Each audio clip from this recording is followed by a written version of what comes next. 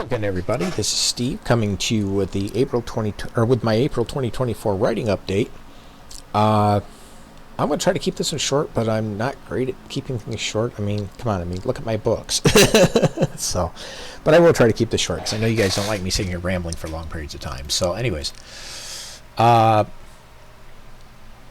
1, reader feedback.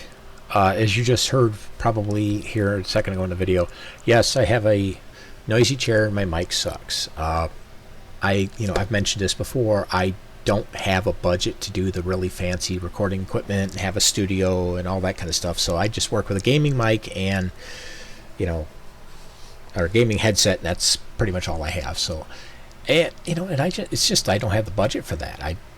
If I did, I probably would have all the nice little toys and the cool recording equipment and all of that, but I don't. So I appreciate you guys for sticking with me on that. And I know it sucks. And once I get the money, I'll try to fix that. But for right now, I appreciate you guys sticking with me on this until I can. So anyways, point number 2.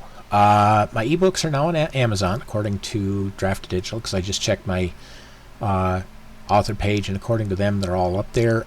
We're still waiting on Amazon to release them into the wild, which, that's Amazon. It might be a few more weeks before they even show up over there. Amazon's just notoriously slow about that kind of thing, so we'll just roll with it. In the meantime, the ebooks are out in multiple locations elsewhere, so you can just go up to my website, realmsofimagination.net, and you can see the ebooks and the purchase links and stuff like that up there if you're interested in that. Print distribution is finally starting. I did an experiment with Jenna's Journey. That was kind of my sacrificial lamb. I just went out there, and what I did was I tested out the Draft Digital print system just with stock, basically the stock settings. I didn't have a cover wrap, which probably should have, but I didn't. And so I just plugged it in with basically the default settings for the most part. And for a bot, for the thing, for just an app that goes and converts your ebook into a print book, it did an extremely good job. It did extremely well at it. It has a few issues, and I'm going to work those out with Draft Digital to get those sorted out, figure out how not to have that happen on future print releases. But that's only if I end up using the bot. Right now, I got a friend of mine who's going to be doing my layouts for me and my cover wraps and all of that. So I'll let him handle all that so that everything comes out really, really nice and professional quality. He's got cancer right now, so he's going to be a little slow on that. So I'm figuring this to get all the books out there, it's going to be about another 12 to 18 months. I wish I could just upload everything, out it goes, we're done. I would love that, just get that off my plate. But it looks like it's going to take a while, so... And I'm not going to throw a whole bunch of them at D2D because I want... I don't want this to turn into a raging clusterfoof. So it'll be one bit at a time, until we get it all done. I'm hoping, and I state hoping, to be able to do 2 a month. If I can, it might be only 1 a month. And I've got... Now this is the fun part. The next 3 books to go up are my 3 ministry books. Love God's Greatest Gift, Manna, and What Does It Mean to Be a Christian. Those will go up real easy. Those are going to be the next part of this adventure, which is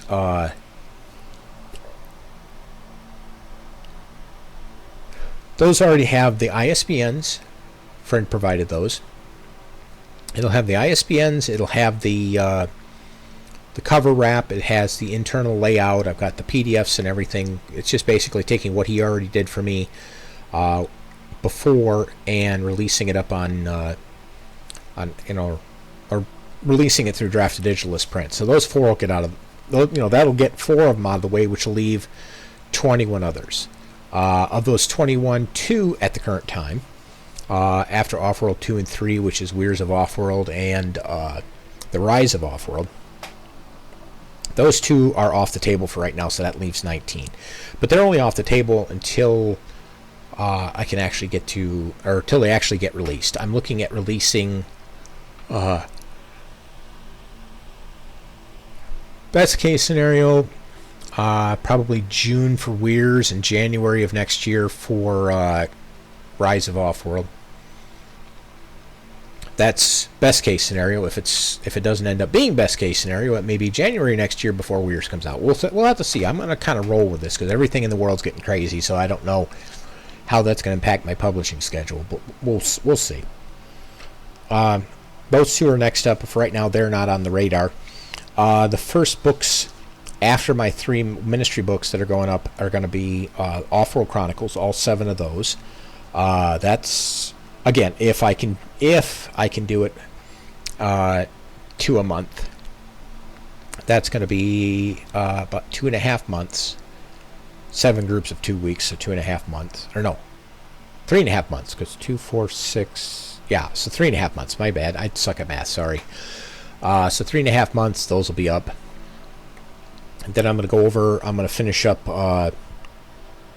Land of the Lions. I've already got my buddy doing book 1 of Lion of the Wind. That might, if he gets that done soon, that might go early, go ahead of the Offworld Chronicles stuff, but we'll see. It's going to just depend on what he's got time for, because he's sick with cancer, so, I'm not saying he's going to be the bottleneck, but it's just going to depend on how fast he can do it, how much energy he has, and if he can't, then, if he's too sick for it or whatever, I'll just have to default over to the draft to digital stuff, which is part of why I used Jenna's as a test. I wanted to see that if he's able to do it, I want him to do it. If he's not able to do it, then I've got a fallback that's not as good. But it does a sufficiently good quality. And later on, if he gets feeling better and is able to do the professional inner and outer stuff like that, then I'll just go and update it with his stuff. But we'll see. This is all kind of in flux at the moment. So I'm just giving you my best laid plans of Mice and Men, and we'll have to see where things go from there. Item 3. Pirate King's Gold. This is a 3-part short story I posted on YouTube, and I'm really interested. Oh, before I do that, let me go over here. I wanted to show you guys this. This is the print author's copy I got, just the demo copy. Binding on it is great. Quality of the cover, printing, and interior and everything are great. The back, I didn't have a full cover wrap, so that's just a generic back. Still came out pretty good, I think. It's not as nice as if I had the full wrap, but for an automated book cover, it came out pretty good. Interior's pretty good. The auto layout system is pretty good. It's got a few issues, and I can probably work those out with Draft Digital to sort out what little changes I need to make to the manuscript to make this work, or do I have to do my own manuscript layout, or what I have to do. I'll figure it out, because in later books, if I got to do it myself because my buddy can't do it, then I'll figure it out. We'll make this work. But for just for the bot doing it, it came out pretty good. And just to give you an idea of one of the few failings that it had, like in a normally professionally laid out book interior, all chapters are going to start on the right side, with the chapter either ending like it is here on this page, or if it ends on this page previously, this page is always blank, so this starts over here. With the auto layout, if it ends here, the next chapter starts here, and I've got to figure out what do I need to do to push it over to the next page. If I can figure that out, then I can resolve that little problem. And that's the good thing about Genesis. It's to me, the fact that didn't work out is low impact, and it gives me a chance to experiment and figure out, okay, what do I need to change to make this work? So, but then, again, minor details. Back over here again. Yeah. Anyways, going back on to point 3 of Pirate King's Gold. Yeah, like I said, that was a 3-part short story that I did on YouTube, and Started out great. I had 62 views on the first time through, which, for my channel, 62 views is outstanding. Because I'm not like a person who's got 350,000 subscribers. I've got 117 of you people. It's 117 of you guys. So I appreciate all of you. I really do. I'm not a big channel. I'm not expecting to be a big channel. It'd be nice if I could be a big channel, but I'm not expecting that. But anyways, I put that out there, and Pirate King's Gold was an experiment for me. It was, because my bread and butter is sci-fi. Secondary bread and butter is probably fantasy. I've tried writing a variety of genres because, like I've said in previous videos, especially some of my writing tutorial videos, as an author, you need to stretch yourself. Get out of your lane. Don't, if you specialize, say, in romance novels, go write a thriller. Go write a mystery novel, murder mystery. Go write science fiction, fantasy. Go write something, that is totally out of your lane. Something that is totally outside your comfort zone. Because like for me, writing a pirate adventure is totally outside my comfort zone because I'm not a naval guy. When I write those, I have to do a ton of research. I have to do a ton of digging around and finding out information and trying out ideas and finding out how this and that works and stuff like that. So that's completely outside my lane. And I learned a lot from that. I learned a ton of stuff from that because I found out that when you're writing a pirate sorry, cat. I just bumped my cat, sorry. Anyways, I found out when writing pirate and sea adventures, that's a whole other world. You've got nautical terms, you've got the way people handle themselves, you've got the way they handle the ship, the sea, you've got weather, it's just, there's so many things that I don't have to deal with in sci-fi that I have to deal with in a pirate novel or a seagoing novel and vice versa. So it was a learning experience for me. But like I say, the first one was, I think, 62 or 68 or something like that. It was 68 views. So big number for me on a channel like mine. The second one only got 17 views and the third one got 4. What that tells me is I did something wrong. I failed or screwed up somewhere. And I want to know where I went wrong because I had the story reviewed before I published it, and I got good feedback on it. That oh, this is a good story. It's not one of those, oh, I love you, son, I'm going to give you an A+ on this. It's nothing like that. It was, be brutally honest. Did I do a good job? And they said, yeah, you did a good job on this. Now I don't know if that's you did a good job because this isn't, despite this not being your genre, or because this isn't your genre, you're not as good as somebody else, but for what you are, you're really good. I don't think it was anything like that. I think it was, yes, you did really, really good at this, but then those who are on YouTube looked at it and said, no, this isn't that good. That's how I take that from the drop off on the number of listeners. As such, I want to know from you guys if you've listened to it. If you haven't, go back and listen to it. And I'm not view begging. I'm not like begging. I'm not doing any of that kind of stuff. I want your honest opinion. Where did I do it right? Where did I do it wrong? That's what I'm looking at. And because I want to take this and learn from it. Because like I say, yeah, this is outside my lane. This is outside my comfort zone. This is outside my skill set. But this is how you learn and grow as an author. And you as the reader can help me in that process, because if I, what I learn here can translate into my other stuff, that it's more my bread and butter, which then allows me to produce better stories there. And better stories, the better the stories are that I produce, the better the stories are that you get to read. So it's a win-win on that. So the more feedback you guys give me, and not just like the video and stuff, give me actually give me comments, give me feedback, tell me what you think of it.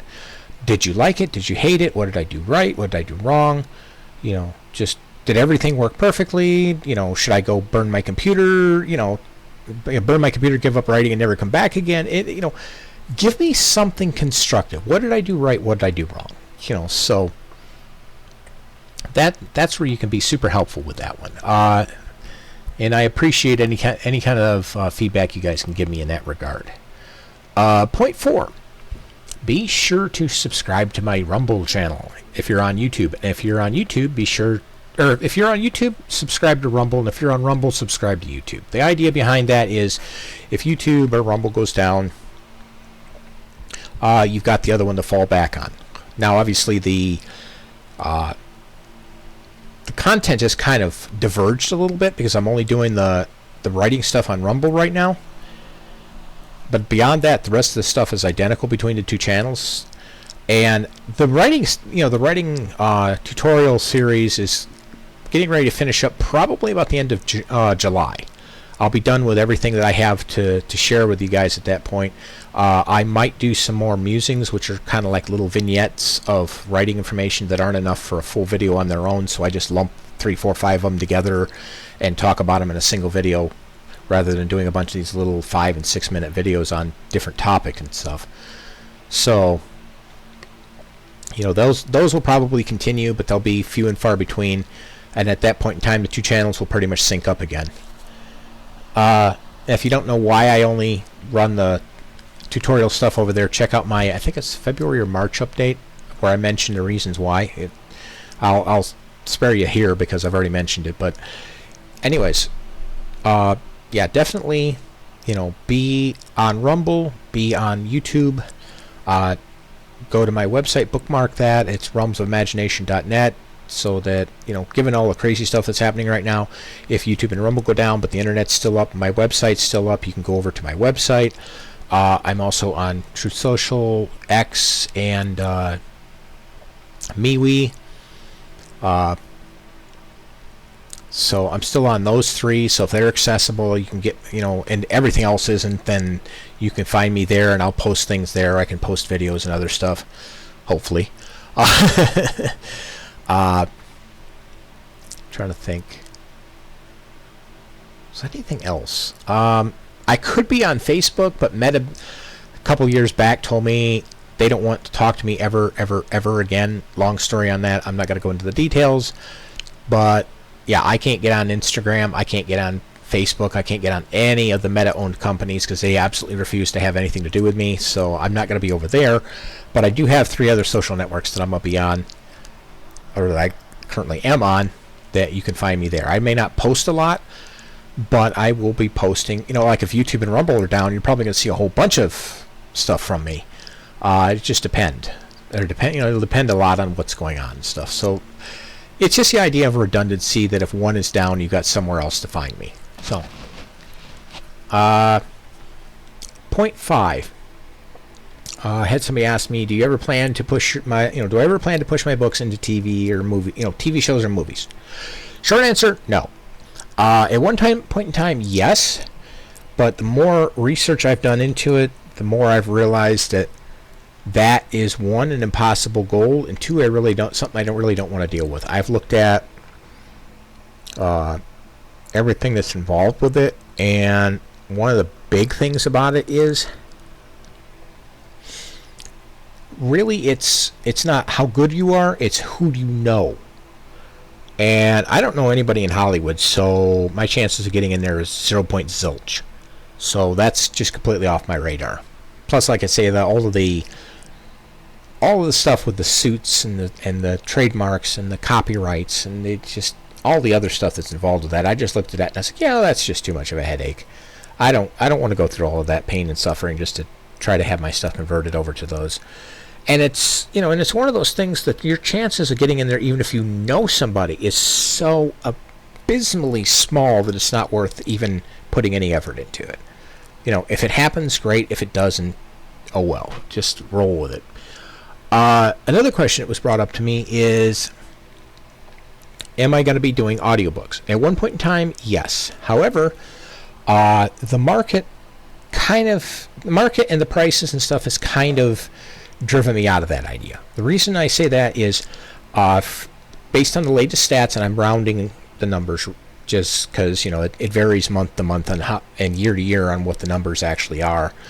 But the rough number of books purchased in print is 80%. At one point in time, it looked like, ebook was overtaking print like crazy, and it was just, it was going to dominate the market, and print was going to be a fringe thing, and it was going to be 80-90% was going to be ebooks, and another 10% was going to be everybody else.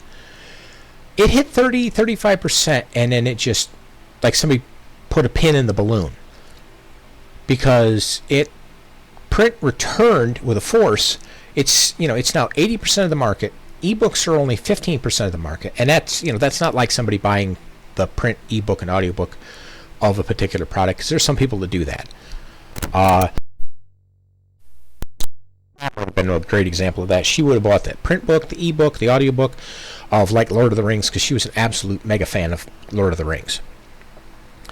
But this is just single purchases. This is just, and I've got a graphic. This doesn't perfectly show this. Hold on a second here. This isn't working. There we go. Got it. Okay, sorry. Computer broke. Okay. This is just it's not the best one I've run into, and it deals with dollar amounts, but at the same time you can kind of see the breakup of revenues. Like this is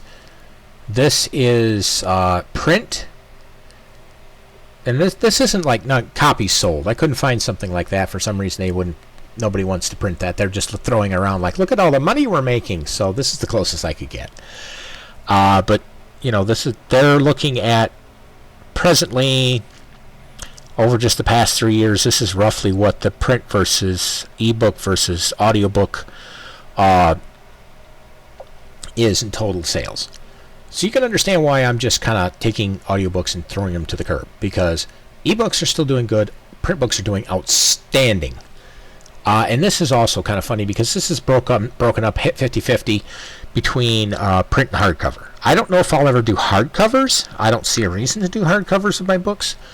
But if Draft Digital offers that as an option, I might. I'm not against it. Stop that. Yeah, I'm not against that idea. But at this point in time, it's basically just going to be print and ebook. Now, as a bonus item, one of the things I'm looking at, going back to this first before I go to the other thing. One of the other discouraging factors when it comes to doing audiobooks, considering the low dollar sales, and again, I'm not doing this for money, but at the same time, if not a lot of people are buying, why bother with it?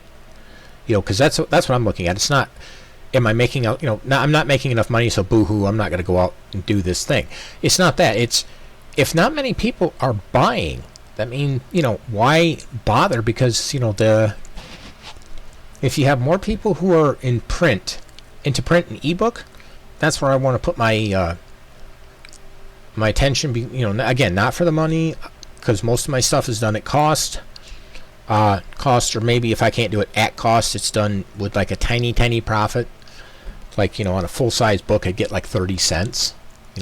Books like $15.79, I'm going to get 30 cents royalties, which again that kind of covers some of the costs, but. Again, and not a money thing. It's just the spread tells me that it's good to invest here. It's good to invest here, not here, because audiobooks are going to be $2,000, $2,500, $3,000 per book to produce those, and if they're only 5% of my readership.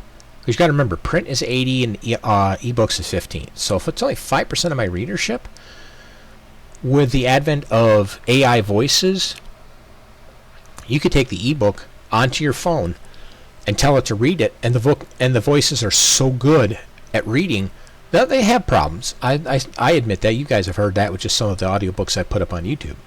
They've still got a few issues, but they're, for what they need to be, they're sufficient. So, like I say, with that out there as an available option, I really don't see a reason to do them as an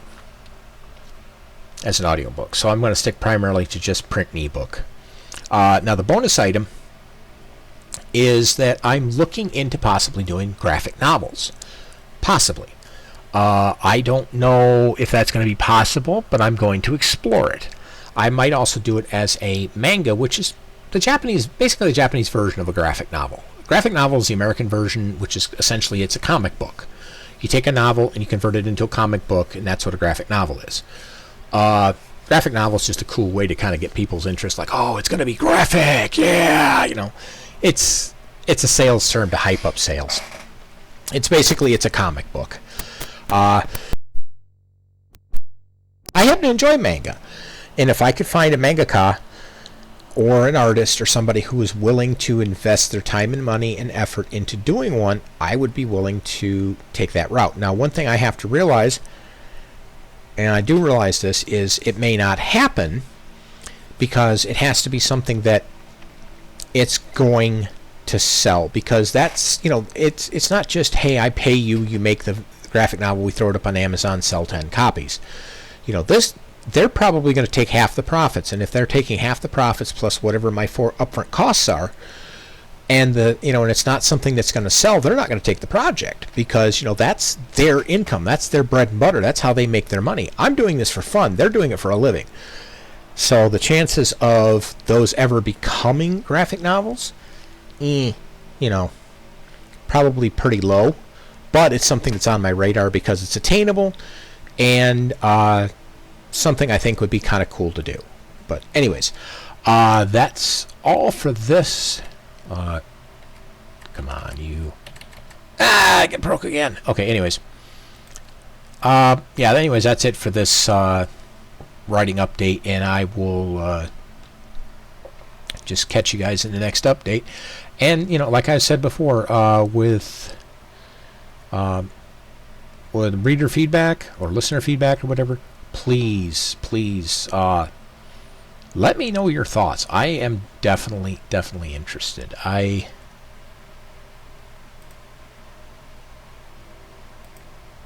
if I can make that work. Hey, there it is. Yeah, I definitely want to hear from you guys, and I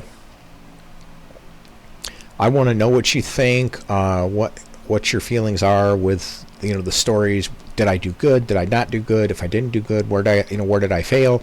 If I did good, what was the parts that I did well at?